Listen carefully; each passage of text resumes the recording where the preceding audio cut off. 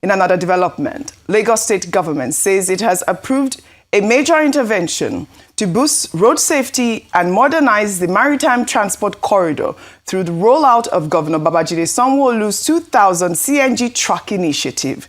Speaking at the meeting with the Nigeria Association of Road Transport Owners, Special Advisor to the Governor of Lagos State on Transportation, Shola Giwa, said the governor's decision was driven by recurring safety concerns on Lagos roads. He explained that the program aims to phase out aging high-risk trucks and replace them with cleaner, more reliable CNG-powered vehicles. No lining, no brake, no anything. And they want to be good. They carry 40 feet. It's unfair now. I don't know. It's not good. It's expiring motor. Mr. Governor, in his magnanimity, in his proactiveness, set up this meeting. So right now, there's an intervention that we are doing with the National Association of Road Transport of Nigeria to refleet their old and rickety vehicles. We've discussed with the banks already, and very soon we'll unveil this. It's about 150 billion intervention that will be done in phases. So the first phase will be about 50 billion first for the refleeting of the trucks that belong to NATO. The presidential initiative on CNG under this government gave NATO 20 CNG buses. They also gave NATO 5 50-seater CNG buses. They just about 3 months ago gave us another 3 NNPC 50-seater CNG buses, all under this government, who is able to improve the transportation of people across the country. And by this virtue, we have reduced the transportation cost by 30% because they are all CNG buses. His Excellency Governor Dr. Babajide Olusola Sanwo-Olu, initiatives to ensure safety of life and property and government infrastructure in Lagos State.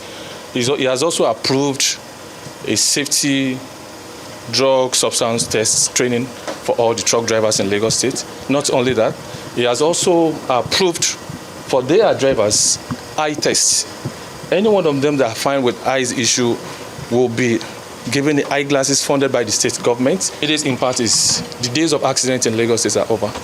The days of government infrastructure, damage to government infrastructures are over. The days of container falling on cars, Lagosians, Nigerians are over. Today is a new time, and transporters can smile, or when they finish the job for the day, they can go home and sleep happily.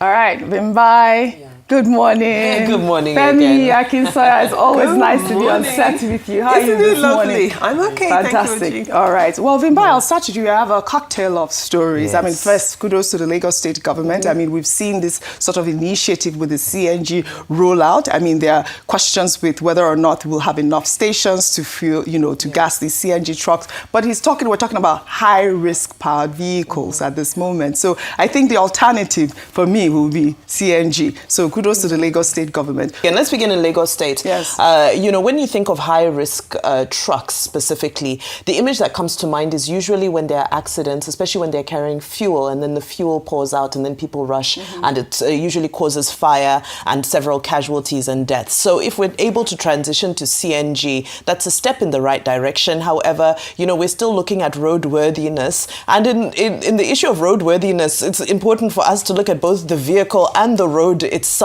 So, without starting the day on a negative note, I think it's important for us to commend steps in the right direction while continuing to advocate and appeal for all other elements in that ecosystem to also be addressed so that the trucks can be safe on the road. If the trucks are safe, if the truck drivers as well, as they said in that report, are going to be checked and breathalyzed and so forth, then that also means that generally everybody else on the roads will be in safer care.